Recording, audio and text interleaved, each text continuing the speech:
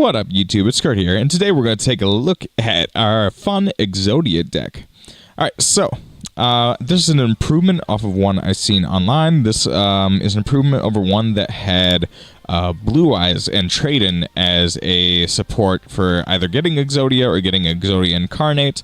And really, I found the Blue Eyes method, it just really clogged the deck, and it couldn't really compete with most modern, even like semi-old decks from like last year, the year before. It just didn't do very well. I ended up losing like 2/3 of the time. Even when I got to the point where I really understood the deck and did my best, it really just wasn't that effective.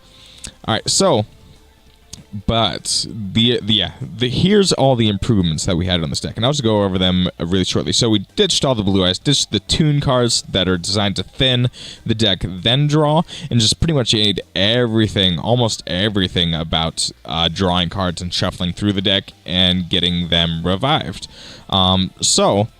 Anytime you're able to add like cards that are almost ban worthy, that's really going to help out your cause. So, we'll just go from top to bottom. Alright, so the first improvement is Reckless Greed. Ditched some of the cards, added 3 Reckless Greeds. Really helps you out. On its own, not that great of a card, but combined with 3 other ones, sometimes you get 2 at a time.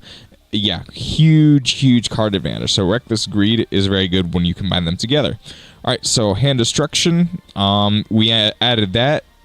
So we can ditch pieces of Exodia or cards that we happen to not need in the hand and then draw 2. Really helps the card flow. Again, it's not a discard, so you can't combine it with a Brow, but it still helps the card flow a lot. Combine this with Dark Factory, and basically you don't lose any card advantage. So I actually have 3 in here. Those help tremendously. Added 1 Dark Factory, again, because we discard these cards a lot. Added Brow. Yes, Brow combined with Dark World Dealings. 3 Brow, 3 Dark World Dealings. And a lot of times you'll get these in the same hand. Activate Dark World Dealings, discard Brow, and then Brow lets you draw another card. So you don't lose any of the card advantage, and you shuffled through 2 more in your deck. And sometimes you can get through all 3 of these in one turn, and sometimes it'll be like Exodia, but a lot of times it'll just result in a really powerful Exodia Incarnate after you play a lot of these cards together. So big key here is Necroface. The combination of Necroface, Allure of Darkness, and Pot of Desires. So this is probably a really common one a lot of people are used to seeing.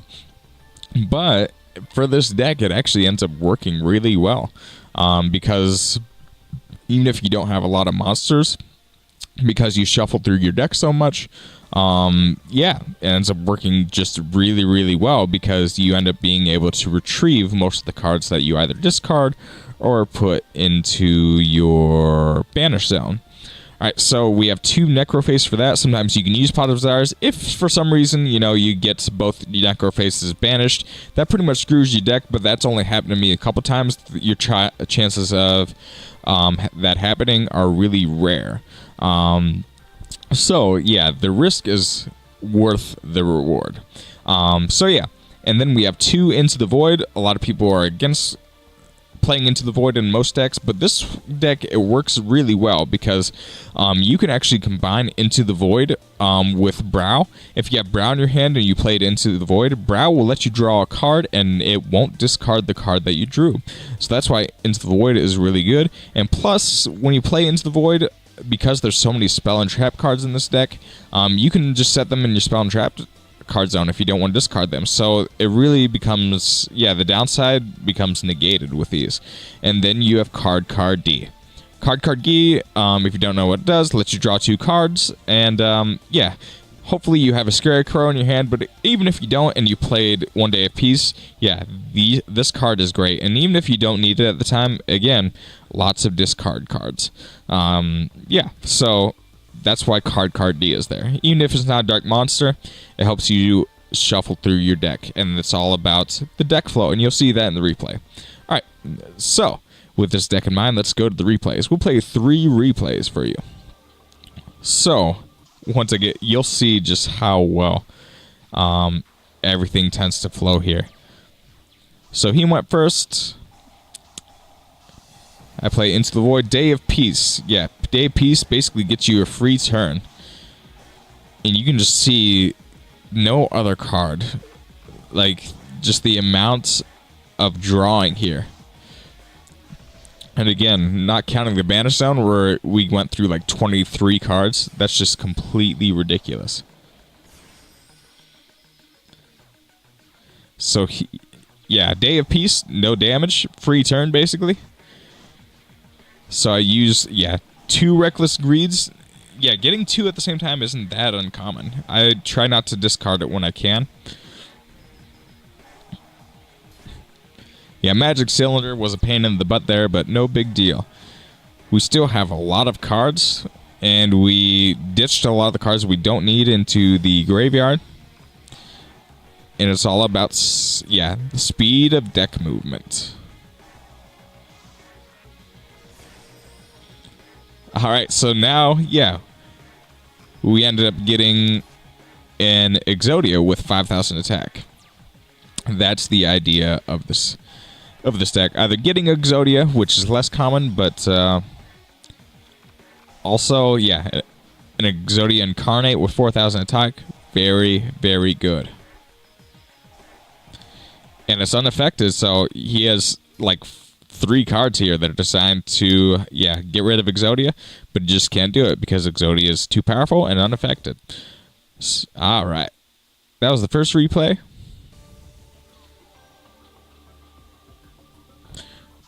Go to the second replay here. Oh yeah, this is a Blue Eyes deck. I actually almost lose this one. I get really close, but I think it's really funny anytime you beat a Chaos Max deck. And really, as long as you know how to play a Chaos Max, yeah, Chaos Max compared to other decks just isn't always that efficient.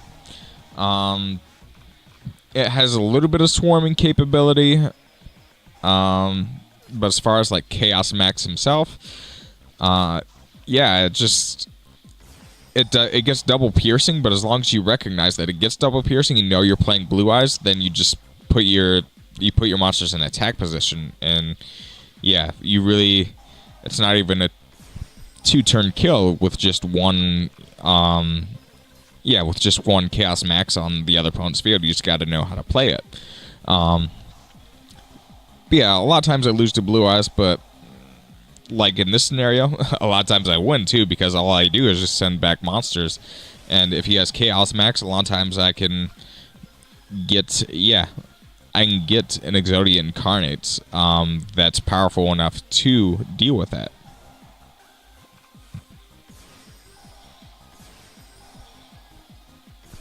So here, yeah, I use Obliterate. I use Obliterate on my own monster, and it's unaffected by card effects, so it just all it does is raise the attack. So I got kind of lucky. I didn't get lucky there. So as many cards as he banishes, it doesn't really matter.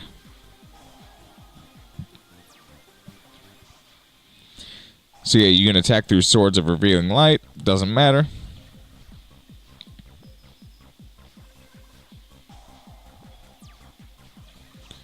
So now he's just running out of monsters. Not much he can do. I waited till the end phase to activate my card effect. That's sometimes the best way to go. Wait right until the end phase.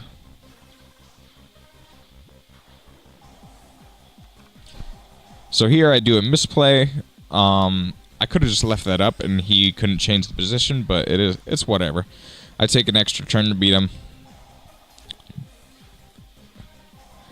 But that's no big deal. And so you can see I'm just doing the same thing over and over again, but Chaos Max is just maxed out. Direct attack for the win! Alright. One more replay, and this is one where I actually get really lucky and I draw Exodia, but it's not quite that lucky, because the reason why I'm able to draw Exodia is because we gave ourselves the best opportunity to set ourselves up for the win condition. And, yeah, you'll see what happens. Draw a lot of cards. Necrovase combined with Pot of Desires. Really efficient. Again, first turn, in my opinion, first turn is the most desirable. Some decks seem to operate very well off a second turn.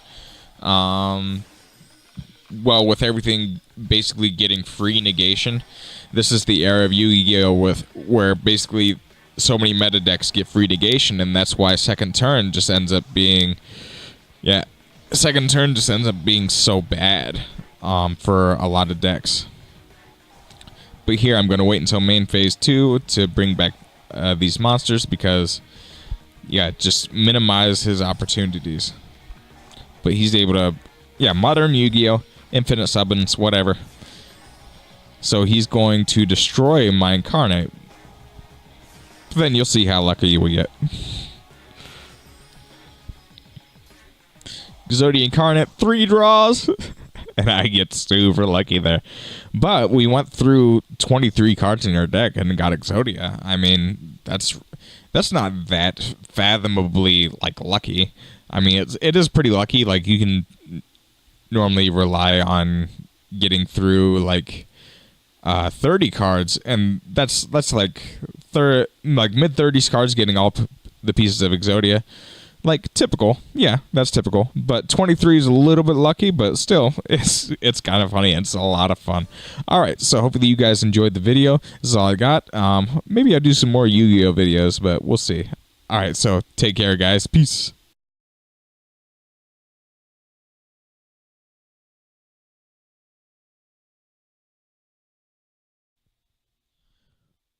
What up, YouTube? It's Kurt here, and today we're going to take a look at our fun Exodia deck.